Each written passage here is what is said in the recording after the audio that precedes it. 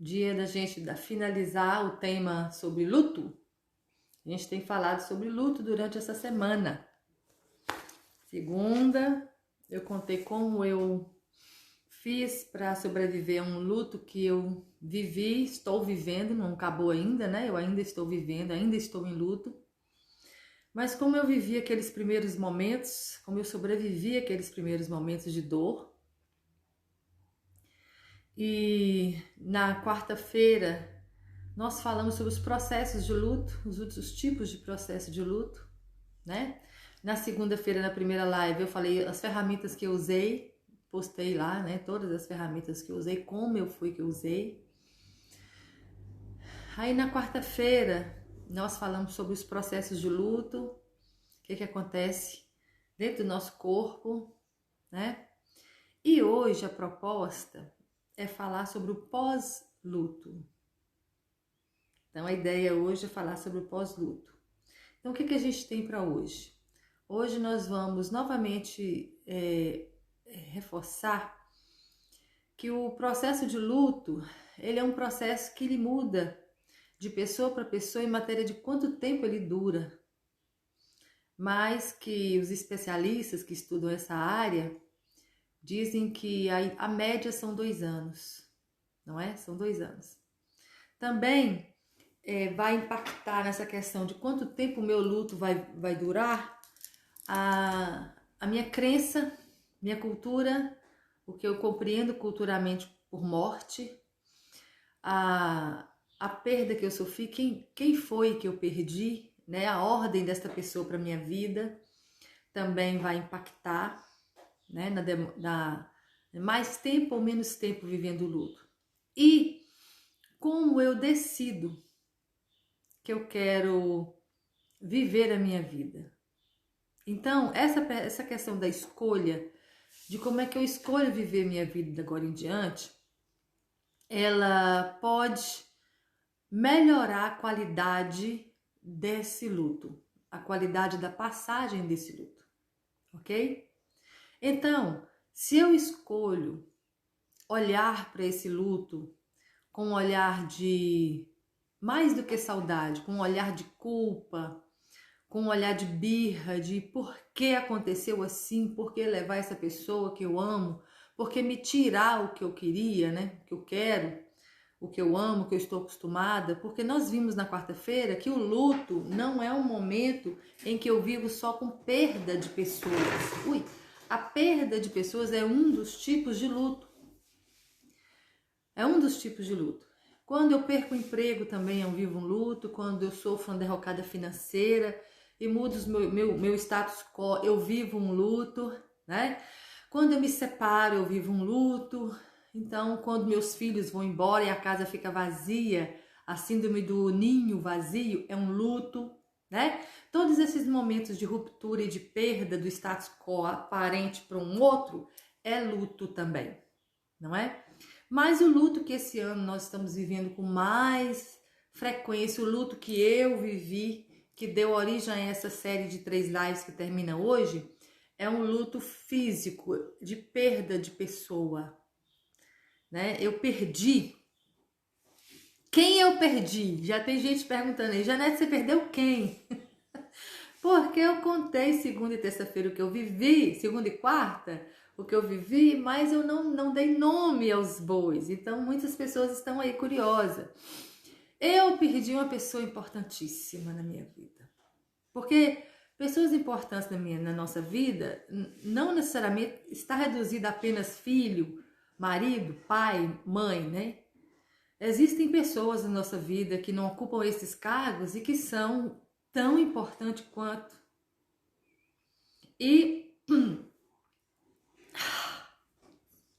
como é que fala agora, né? Bora pra frente, eu vou falar, tá bom? Senão daqui a pouco eu vou chorar na live, já pensou? Não vai dar certo. Então, eu tô com minha cola aqui, viu, gente? Tô olhando de lado assim de vez em quando, porque eu fiz uma colinha, ó. Uma colinha não, uma colona, olha o tanto de página. Pra não esquecer de nada. Ai, meu Deus do céu. Mania de professor que gosta de carregar aqui, ó, um roteiro, não é? Então, vamos lá. a retomada da vida após o luto, como é que o meu corpo ficou. Essa é a intenção de hoje, né? E eu já tô aí falando. Bom, mas quem eu perdi então? Eu perdi o meu tio. Ai, ai. Então, ele era meu tio mais novo e eu sou a neta mais velha. Então, nós tínhamos uma relação muito próxima. E o Covid veio, foi tratado, mas as sequelas do Covid levou a um AVC isquêmico, a um AVC hemorrágico, de proporções tão grandes e incompatíveis com a vida. E aí foi morte cerebral e dias depois a morte física se completou. E aí o mundo desabou. Ai, meu Deus, vamos lá. Então, como é que o corpo da gente fica após o luto? Então, o luto mesmo, ele vai acabar num processo longo. Eu estou com 30 dias de luto neste momento, né? O dia do enterro do meu tio foi dia 16 de fevereiro. Hoje são 19 de março. Então, são praticamente, né, 30 dias fechadinho aí. Bom, e o processo do luto vai durar, segundo os especialistas, cerca de 2 anos. Olha bem. Então a questão é como é que a gente vai viver esse momento, né, para poder sobreviver a isso da forma maior qualidade possível. Não é? A qualidade desse tempo é que é a ideia da gente trabalhar nessas 3 lives, né? Porque eu ainda estou em luto. Tá longe ainda dos 2 anos. Então, esse processamento nós vamos ver agora. Como é que fica meu corpo? Então, na segunda e na quarta, eu falei muito sobre como o meu corpo sobreviveu, lançando na corrente sanguínea vários tipos de hormônios. Hormônios de alegria, de tristeza, de raiva, de rancor, de medo, de ódio. E a minha reflexão sobre eu quero viver esse momento, eu quero viver a minha tristeza, mas eu não quero descer de padrão, porque eu não quero sintonizar com a energia da tristeza, porque são harmônicas muito baixas. Essa foi a situação, né, em que me levou a toda essa cruzada, né, em minha vida, para poder passar por esse luto da melhor forma possível. E aí, segunda-feira, eu detalhei o que aconteceu e as ferramentas que eu usei, tá bom? Então,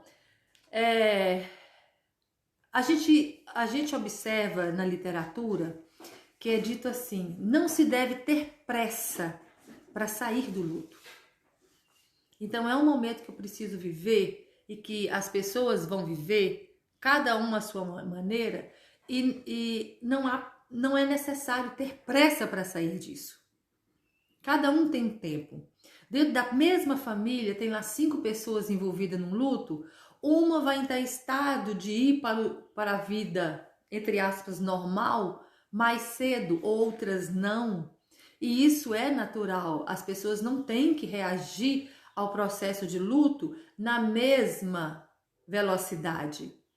Porque não se deve ter pressa para viver essa passagem. Ela já se estabeleceu, ela é a realidade, então agora ela vai ser vivida da melhor qualidade possível, mas ela vai ser vivida, ela não vai ser obstada. Não tem como voltar atrás e desestabelecer o estado do luto, entende? Então é um ciclo, e esse ciclo não pode ser evitado. Então, imagina que já tem 30 dias e na última semana, eu não tenho chorado, por exemplo, né? Eu não tenho estado em estado de choro. E eu comentei na segunda-feira que eu tive uma hemorragia no olho de tanto chorar no período inicial do luto, nos dias que se seguiram, né, ao falecimento do meu tio. E aí, nas últimas 2 semanas, ou na última semana, eu não tenho chorado. Hoje eu chorei muito e ainda estou chorando. Hoje eu amanheci, não sei se era o tema da live de hoje, mas hoje eu amanheci extremamente emotiva. Aí comuniquei com a minha família, comuniquei com minhas primas, minha tia, muita situação veio, não é? Então há que se acolher esse momento. Não é que você já está sem chorar uma semana, que acabou. Então a gente precisa estar preparado para saber que durante esse processo, muitos momentos de retorno ao sentir dor, ao chorar, ao acolher isso, vai ser necessário. Porque não há pressa, é um momento que a gente vai viver, né? A gente vai passar por ele, viver. Não dá para dormir e acordar 2 anos depois, tá? Não vai dar. Então, é importante a gente entender. Passou-se 1 mês, 2, 6 meses, observa, você ainda está em luto. Você ainda está vivendo um luto. Pode ser que ele esteja doendo menos. Pode ser que você esteja um pouco mais para fora, né? Já conseguindo sair para o mundo, voltar a trabalhar, a vida está parecendo mais normal. Mas observa seu organismo, você ainda está no luto, tá? Você ainda está em luto. Por 2 anos você está vivendo isso. E essa data não é uma data batida com martelo. 2 anos e 1 dia você não está mais em luto, não. Também vai de cada um, vai do processo de cada um. Gente, há pessoas que ficam 20 anos em luto. 5 anos em luto. O resto da vida delas em luto. Tem pessoas que não deixam o luto passar. Passam-se os 2 anos, ela retroalimenta esse luto por quanto tempo ela achar que deve. Às vezes, até o final da vida dela. Tem gente que morre e viveu aí 40 anos em luto, não é? Tem mulheres, por exemplo, que perdem os maridos, jovens ainda, 30 e poucos anos, e nunca mais casam. Elas enviúvam para sempre. E a gente observa que isso acontece, não é? Então vai muito do como a gente quer se posicionar. Aquela quarto elemento, né? Como eu escolho passar por isso. É importante também. Para que eu não crie vários aléns. Se eu criar um além nesse momento de luto, eu vou ter as mesmas relações de profundidade se um cachorrinho morrer. A próxima pessoa da minha família que morrer. Aí eu arranjo um namorado, um marido, um amigo que tem um filho, e aí eu olho para essa pessoa já esperando perdê-la, porque eu sei a dor que eu vou sentir. Então eu paro de viver a felicidade com medo da morte. Então viver o luto também tem muito a ver com a forma com que eu quero me posicionar. Com escolhas, né? Quais são as escolhas que eu escolho fazer, não é? Então, esse acolhimento do momento em que a gente está vivendo, durante esse processamento, é importante. E aí quem está em volta, mesmo que essas pessoas do entorno não compreendam o que a gente está passando, não compreendam, é bom que a gente as ensine.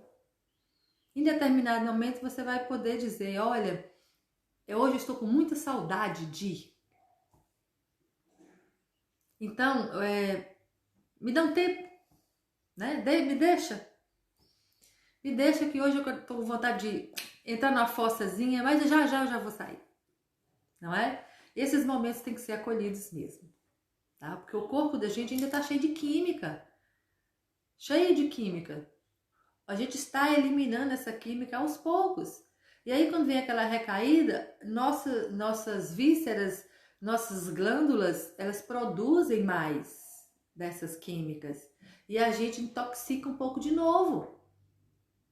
E há que a gente acolher isso. Não dá pra gente, às vezes, sabe, falar assim, não, passou, acabou, e não vou olhar pra isso, e fugir. Se você fugir, na hora que você relaxar, a coisa vem. Não vem aqui, vem em outro momento, vem com outra situação. Então, o estado de presença e de lucidez é que vai trazer qualidade para essa sobrevivência que a gente está tendo, né? Essa sobrevida que a gente está tendo. E o prazo do luto é 2 anos, mas isso é individual. Pode ser menos, pode ser mais, pode ser muito mais, não é?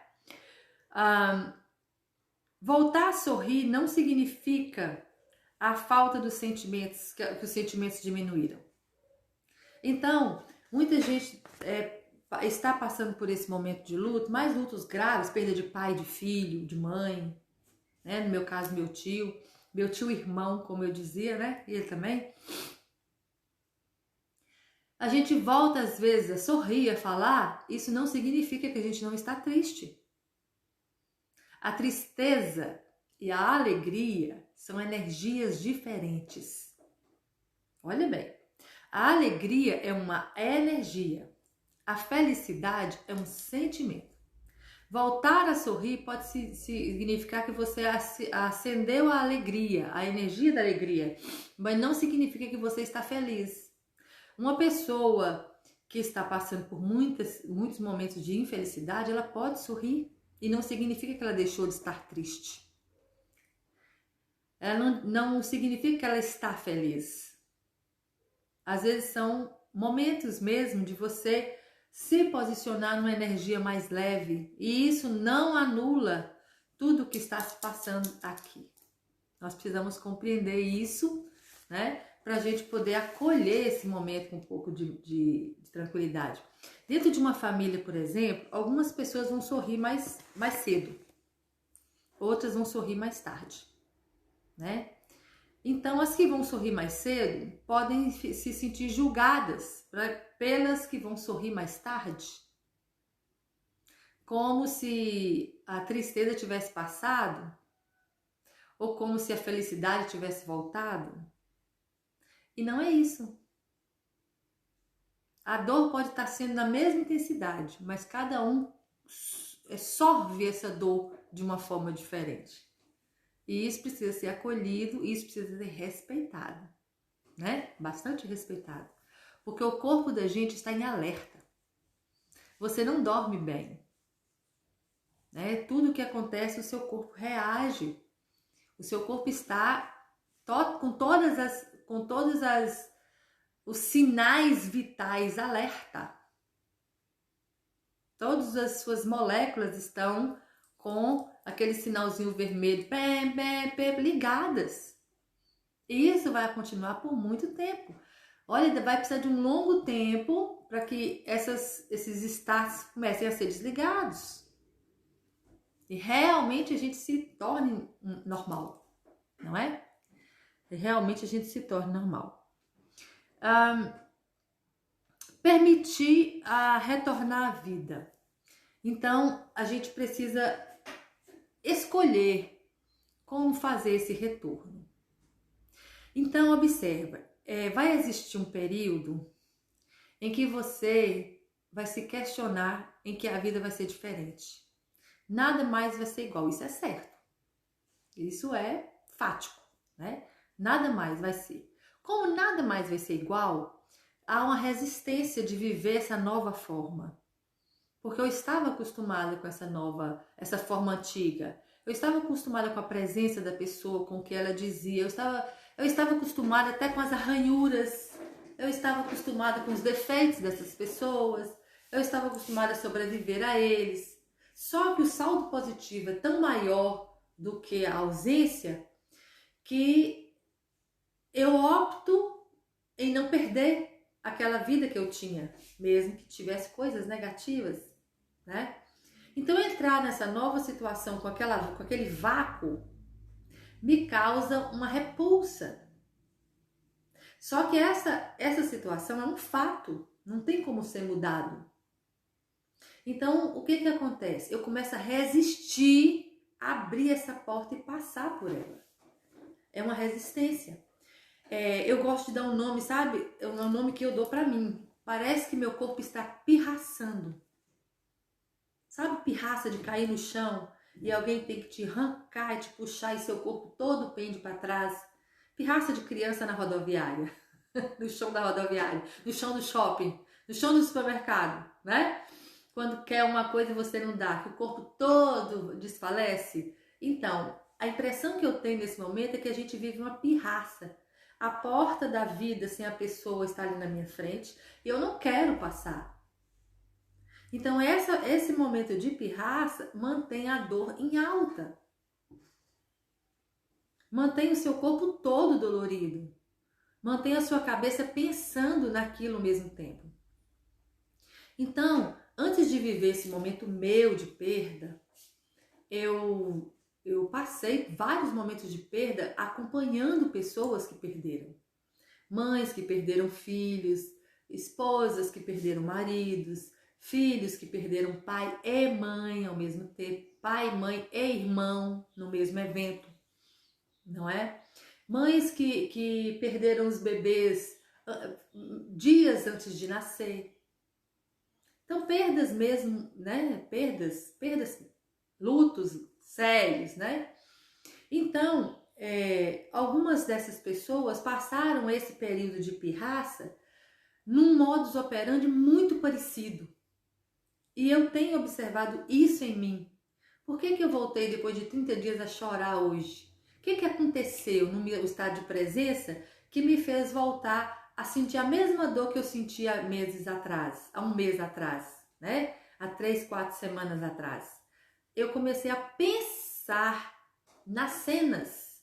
Lembra que nós falamos na quarta-feira que a gente começa a ver cenas, a lembrar da pessoa, sentir o perfume da pessoa, a lembrar de quando ela te disse aquilo, quando ela te disse assado, quando você teve aquela necessidade assim, a pessoa chegou junto, ou então aquele momento em que ela fez uma surpresa assado, você não tem esses momentos? Então, o que acontece? Você está desintoxicando, tem 2, 3 semanas sem chorar, o corpo sente falta daquela droga hormonal, e aí ela busca, vamos embora lá, produzir mais um pouco, bora produzir mais um pouco aí, de endorfina, sei lá, de acetilcolina, bora? Então vamos lá, Lembra aquele dia que aconteceu até a coisa? Lembra? Se não fosse fulano, você estaria em maus lençóis. E aí vem toda aquela conversa daquele dia, aquela foto que a pessoa te mandou, e aí o que se discorreu de conversa depois daquilo. E a tristeza que a pessoa passou e que você chegou junto e ela agradeceu depois.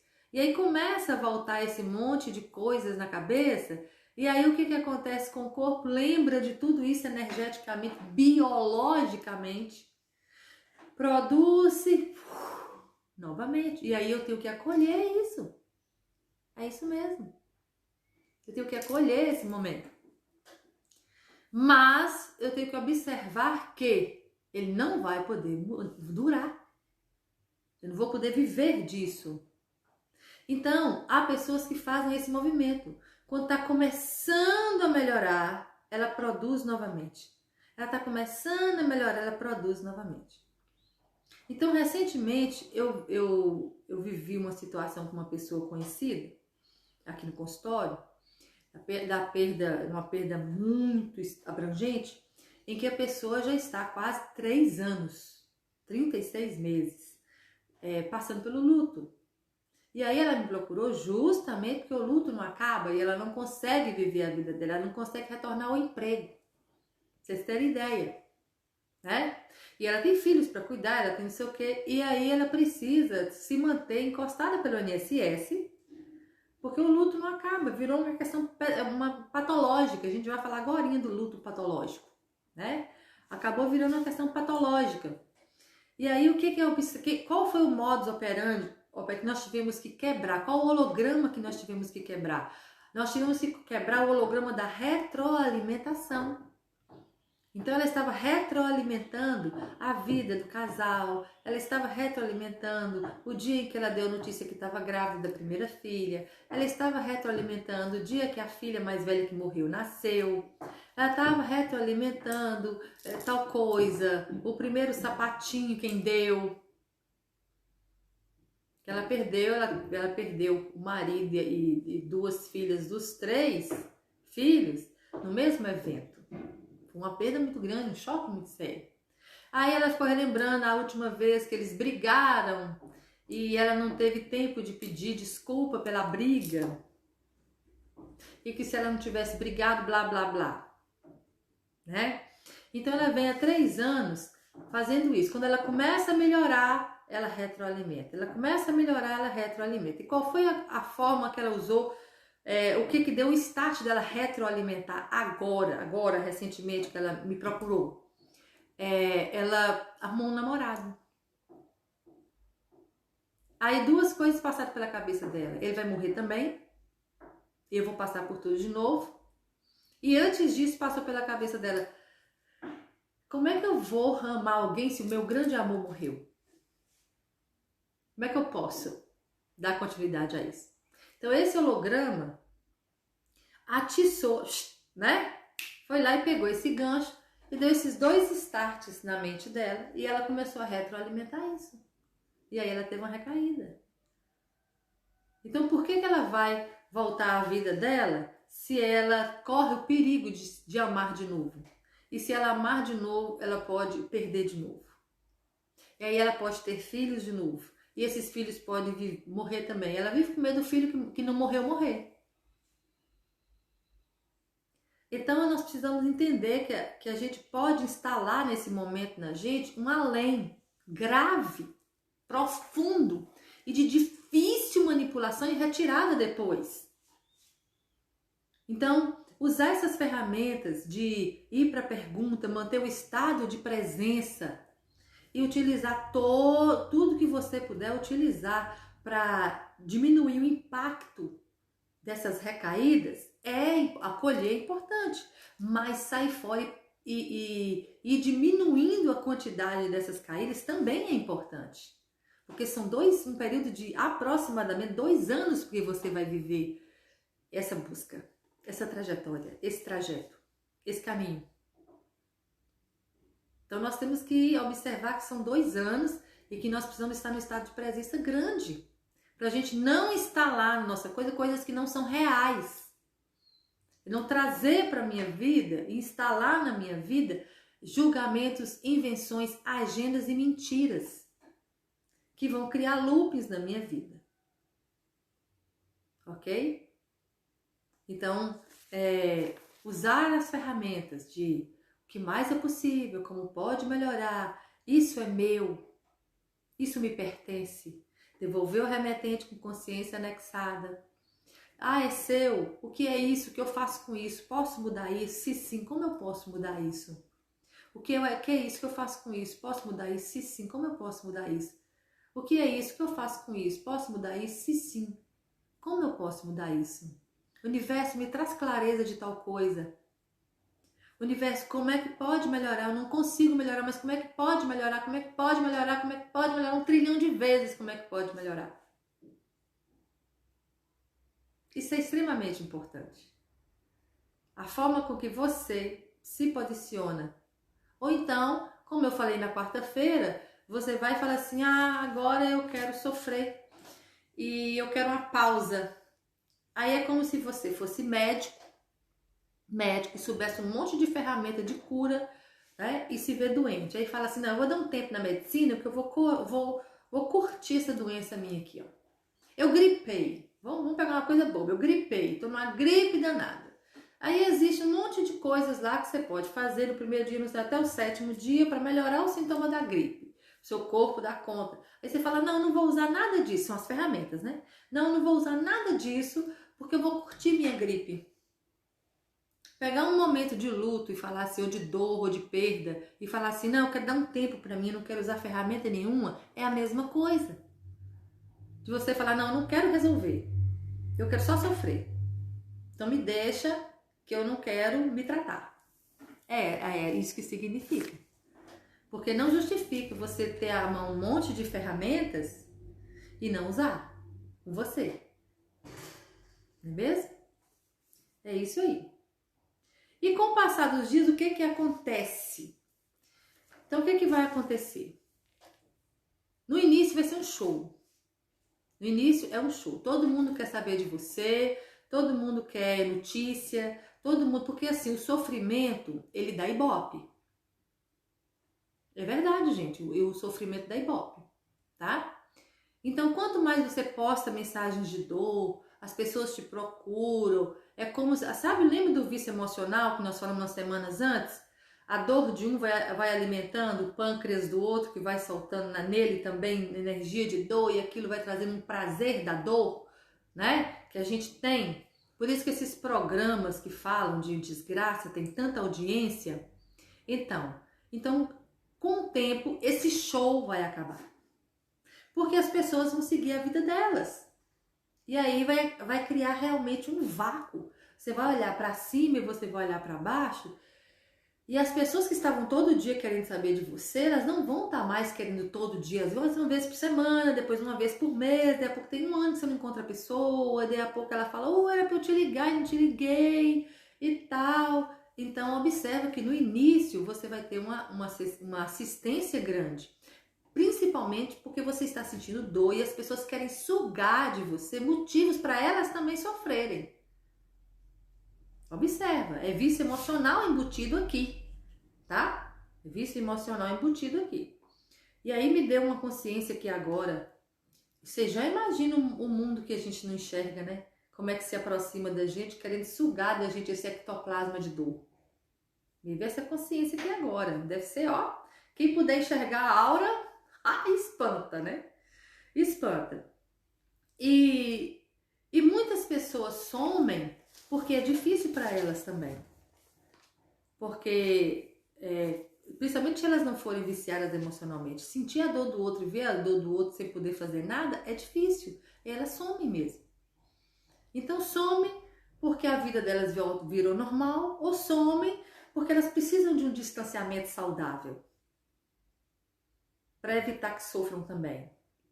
Mas que os dias vão passar e as pessoas também vão sumir, isso vai acontecer.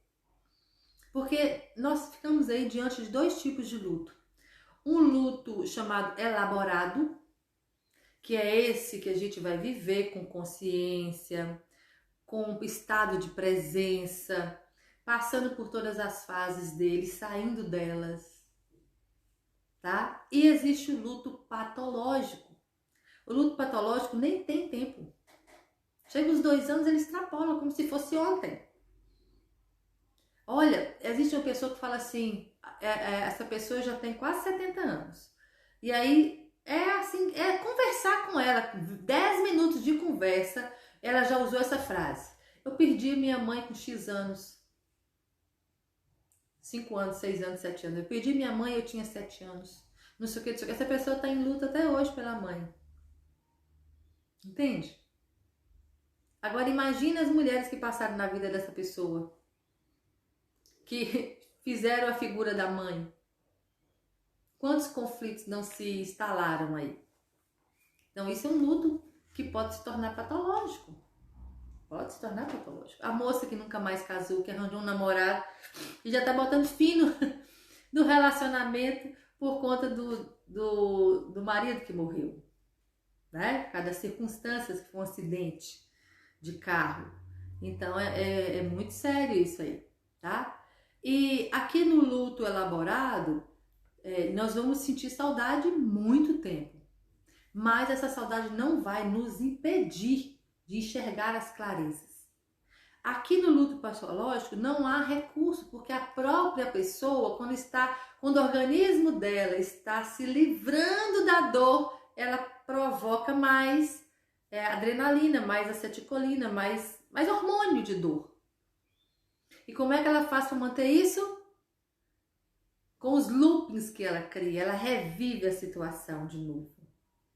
Você já viu uma pessoa que anos depois da morte de alguém vai contar e vive a dor toda de novo? Em vez de contar um negócio assim, sim, eu perdi meu pai no acidente de carro na avenida tal, o ônibus bateu no seu não sei o que, bateu bem do lado dele, ele morreu na hora, foi um susto para todo mundo, absurdo, tal. Em vez de contar assim, fala assim, meu pai morreu, esmagado.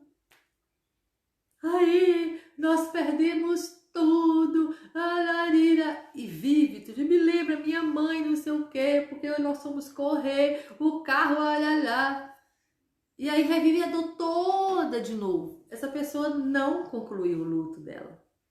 O corpo dela traz de volta aquela imagem e revive como se fosse ontem. Como se fosse ontem. E o que seu corpo pode sentir, né, nesse período? Que a ideia do dia de hoje era, como é que o meu corpo vai ficar? Que presenças eu tenho que estar no meu corpo? Porque o meu corpo me avisa de tudo. Então eu anotei aqui algumas coisas que podem acontecer, né? Dores generalizadas. Algumas pessoas dizem assim, parece que eu apanhei. Ou então parece que eu fui atropelada por um ônibus. Porque são dores.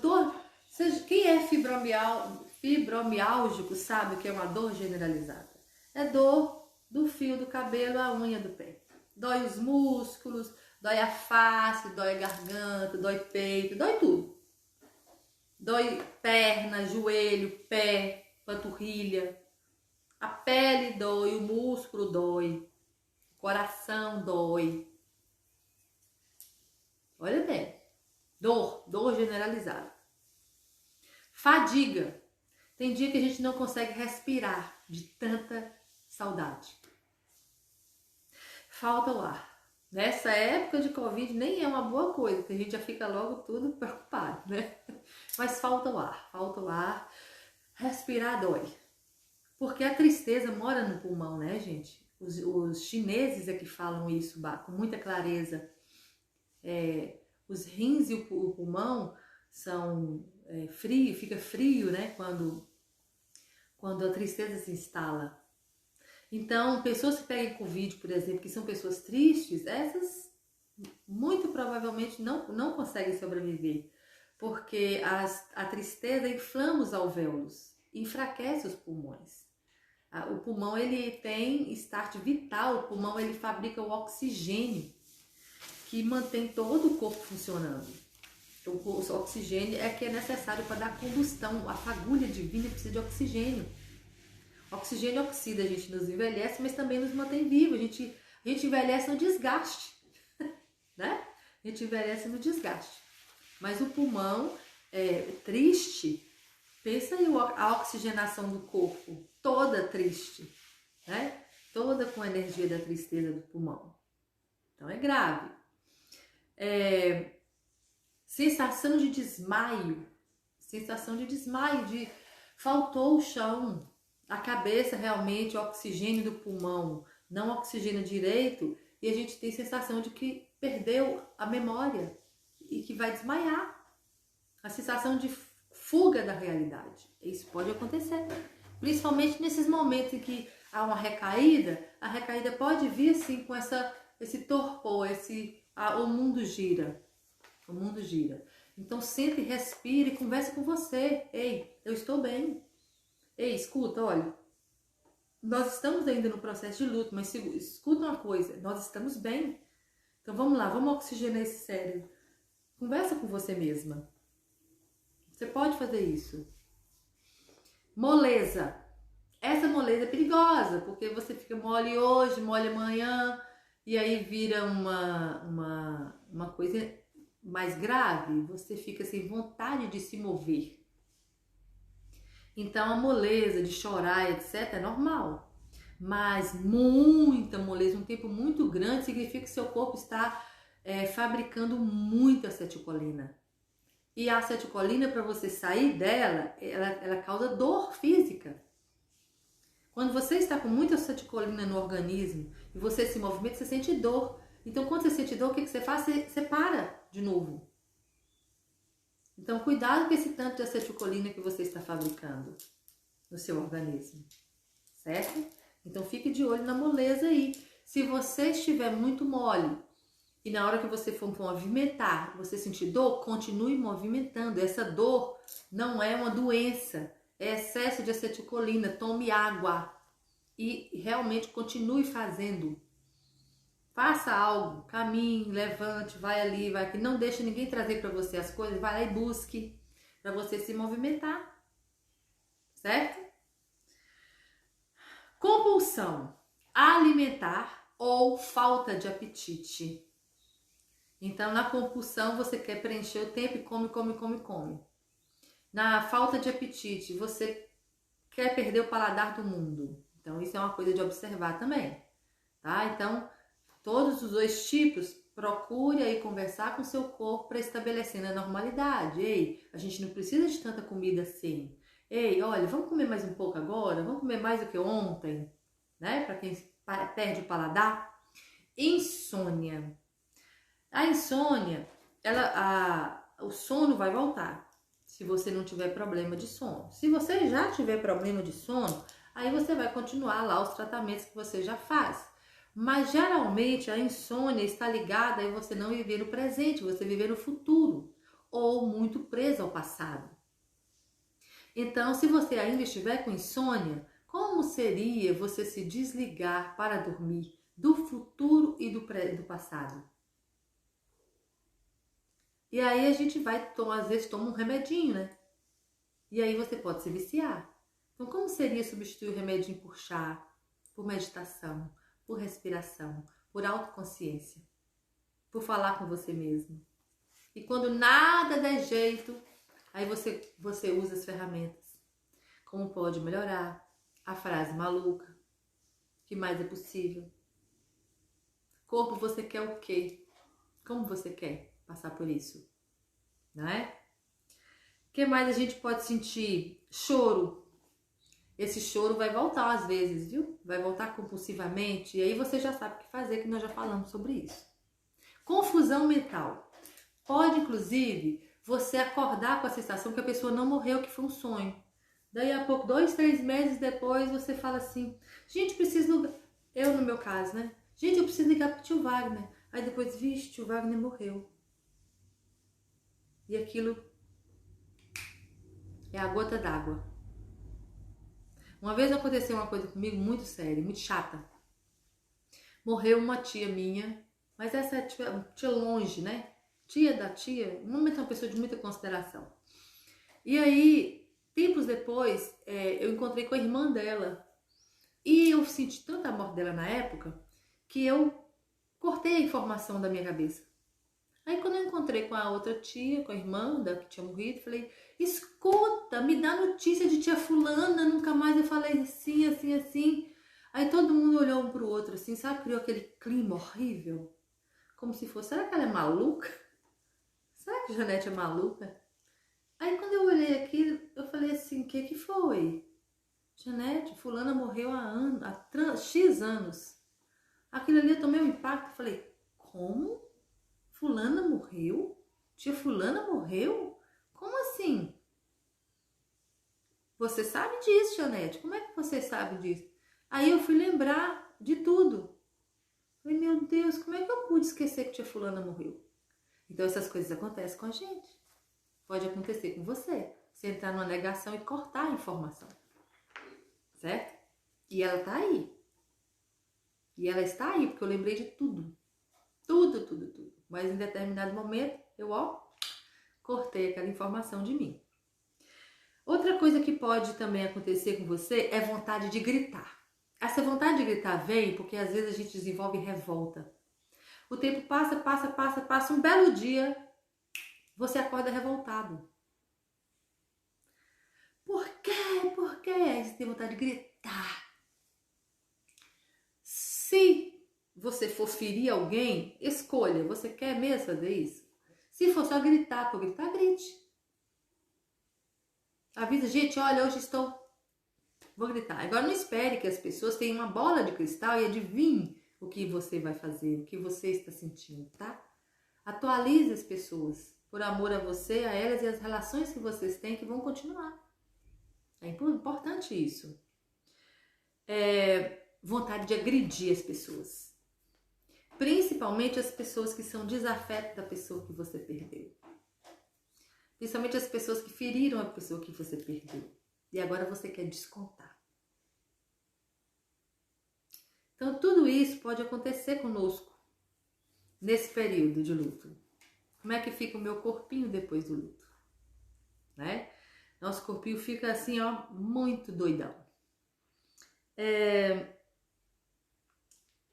Deixa-me ver que eu escrevi um negócio aqui, não tô enxergando direito. Insensibilidade. Isso que aconteceu que eu esqueci da morte da minha tia. Insensibilidade. Você pode se tornar sensível demais ou insensível. Gente, cuidado com as pessoas que parecem insensíveis. Elas podem estar sangrando por dentro. E a qualquer hora ela pode surtar. Tá? Então, você se observe. Você ficou dormente demais, isso também não é. Você tem que observar. Pergunte pro seu corpo por que é que a gente está assim sensível demais. Né? Alegre demais, celebrativo demais, como é isso?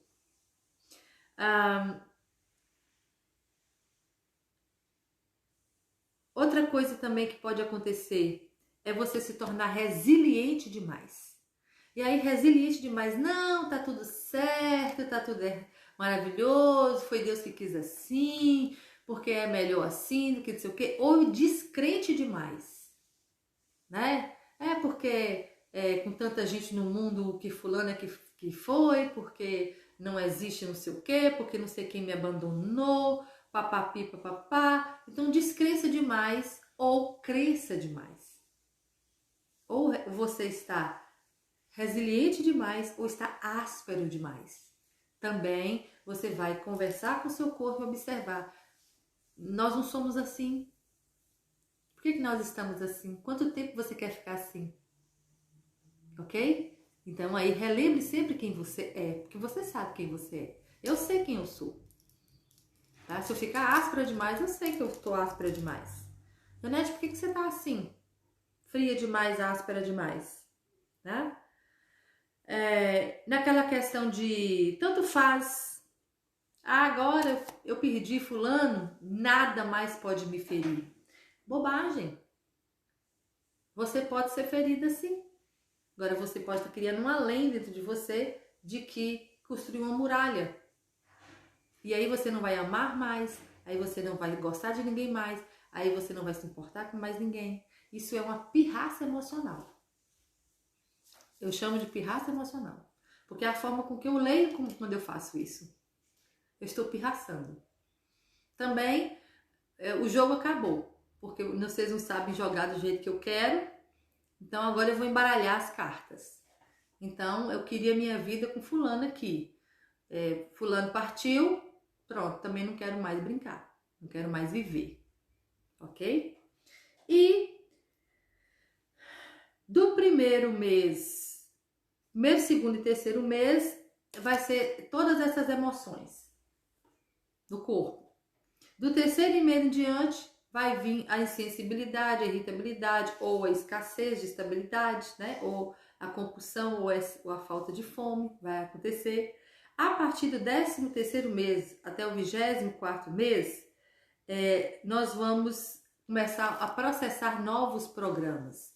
Aí, quando a gente começa a processar novos programas, nesse 13º mês em diante, que é o segundo ano, início do segundo ano do luto, o seu corpo pode boicotar. Você pode se boicotar, né? Como é o caso da menina lá que arranjou um namorado e agora está se boicotando a nova relação.